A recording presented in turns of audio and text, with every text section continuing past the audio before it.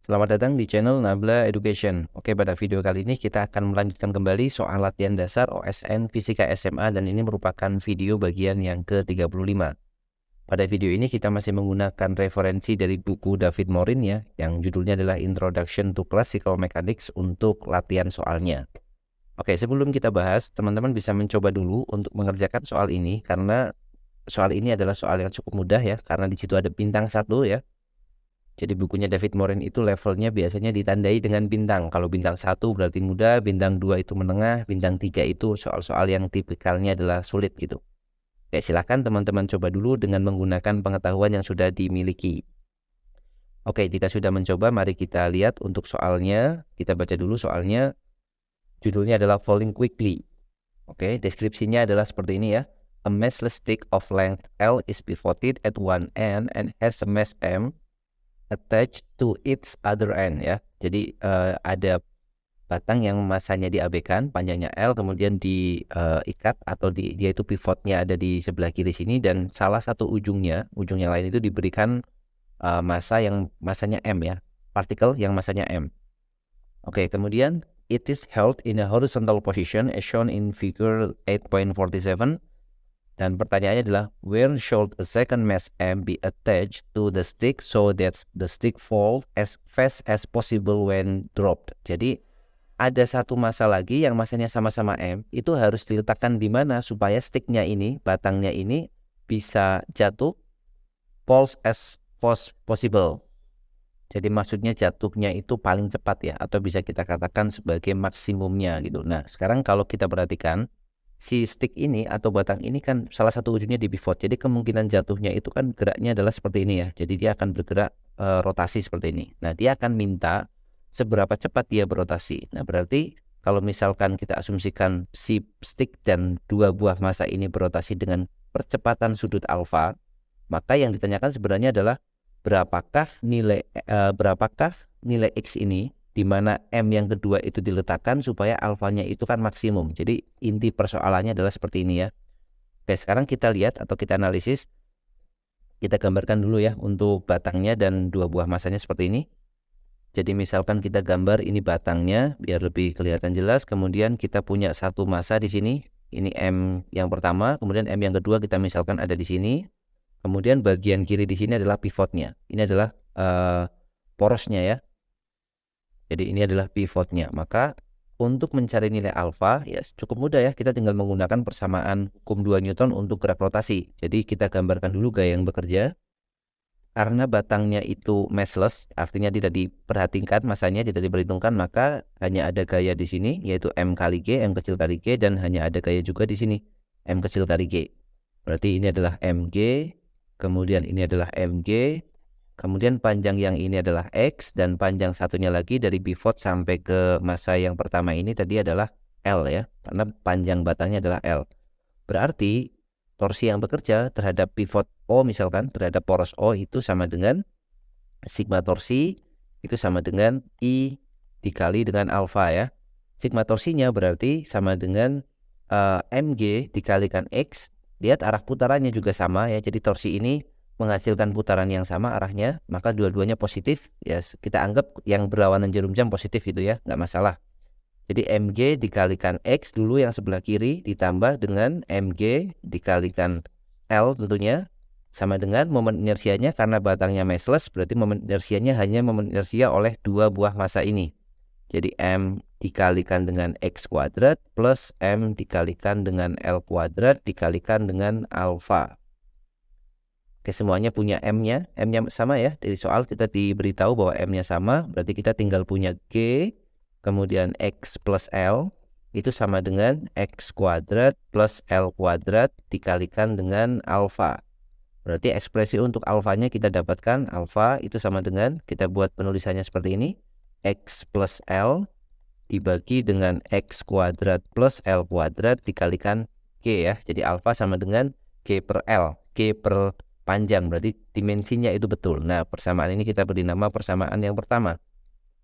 Sekarang kita akan mencari di manakah atau berapakah nilai X supaya alfa ini maksimum. Maka metodenya sama seperti metode yang sudah biasa kita lakukan ya. Jadi alfa itu akan maksimum kita akan cari pembuat maksimumnya dengan cara adalah menurunkan terhadap fungsinya d alpha terhadap fungsinya dx sama dengan 0 ya. Kita akan mengenolkan turunan ini. Jadi turunannya adalah ini adalah turunan u per v ya, u per v. Jadi kita turunkan seperti ini, g-nya kita biarkan. Kemudian turunannya dari d alpha dx-nya adalah u aksen v. Ingat kalau kita punya bentuk u per v, itu turunannya adalah u aksen v min v aksen u dibagi dengan v kuadrat ya. Jadi turunannya seperti ini. Nah, u aksennya itu adalah bagian yang atas. Ini u, maaf, u-nya adalah yang atas. Kemudian v-nya adalah bagian yang bawah. Ini v. Jadi yang warna hijau adalah u, yang warna kuning adalah v. Jadi u aksen turunan yang atas. X plus L, L itu konstan, maka yang turun hanya X1 berarti ya. 1 dikalikan V-nya adalah X kuadrat plus L kuadrat ya. X kuadrat plus L kuadrat, kemudian dikurangi dengan V aksen. V aksen adalah turunan yang bawah ini. X kuadrat kita turunkan jadi 2X, kemudian L kuadrat kita turunkan 0 karena L itu konstan. Jadi 2X dikalikan dengan X plus L, V aksen dikali U dibagi dengan V kuadrat. Jadi V-nya adalah X kuadrat plus L kuadrat, kita kuadratkan seperti ini ya, sama dengan 0. Nah, sudah kita dapatkan, maka kita tinggal jalankan persamaan ini. Kalau kita lihat ini G, kemudian yang X kuadrat plus L kuadrat dikuadratkan, dikalikan 0, maka hasilnya 0, 0 dibagi dengan G, hasilnya juga 0. Maka sisanya tinggal yang ada di pembilang aja ini ya. Jadi X kuadrat plus L kuadrat minus kita kalikan 2X kuadrat minus 2XL sama dengan 0. Atau kita buat X kuadrat minus 2X kuadrat jadi minus X kuadrat, kemudian minus 2XL ditambah dengan L kuadrat akan sama dengan 0.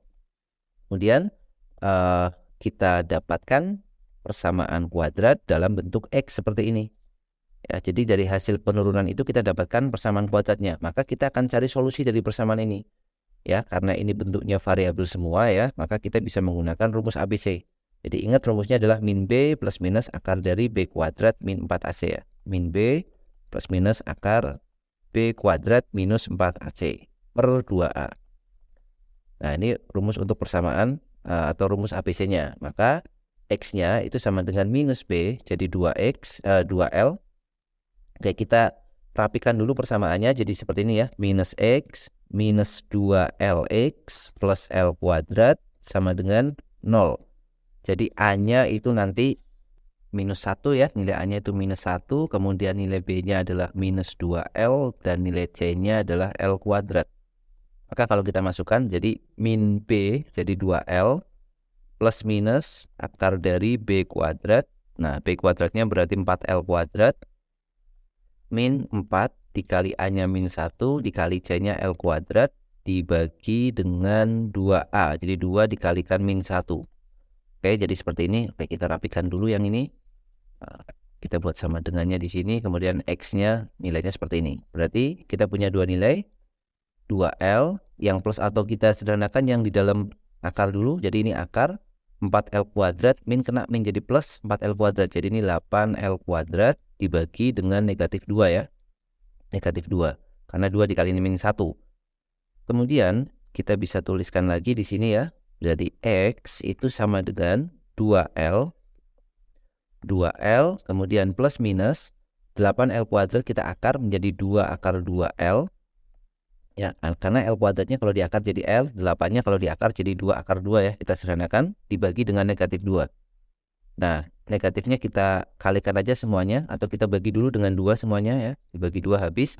Maka negatifnya kita kalikan dengan atas jadi minus 1. Plus minus dibagi dengan negatif jadi min plus akar 2L. Akar 2, kemudian L-nya dikeluarkan aja. Karena di depan ada L, di belakang ada L. Nah, sekarang kita lihat. Kalau kita pakai nilai yang negatif di sini, maka hasilnya kan X-nya negatif ya. Padahal X itu kan panjang. Jadi min 1 min akar 2L. Nah, seperti ini. Dan ini tentu saja tidak mungkin atau tidak memenuhi. Karena X itu besaran panjang dan nilainya tidak mungkin negatif di situ. Berarti kita harus pakai yang solusi yang kedua, yaitu X-nya sama dengan min 1 plus akar 2L ya. Nah, ini positif karena akar 2 itu nilainya 1,4, sekitar 1,4 ya. dikurangi 1 kan masih positif. Jadi kita pakai solusi yang kedua. Nah, apa nilai X yang ada di sini? Nilai X di sini adalah nilai X untuk menghasilkan alfa maksimum sesuai dengan yang diminta soal tadi kan. Pertanyaannya kan, where should a second mass M be attached ya. Jadi di mana massa kedua harus diletakkan. Di soal itu diketahui jaraknya itu X supaya dia itu alfanya maksimum. Dan kita sudah dapatkan nilai X-nya adalah min 1 plus akar 2L. Jadi jawabannya adalah M must be attached ya, must be attached. Oke, kita tuliskan di sini M must be attached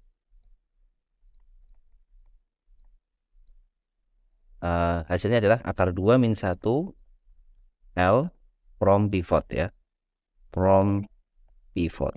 Nah, kita sudah dapatkan nilainya adalah seperti ini. Oke, seperti itu pembahasan untuk soal kali ini. Semoga soal ini bisa dipahami dan bisa bermanfaat bagi teman-teman semua. Kita jumpa lagi di video selanjutnya.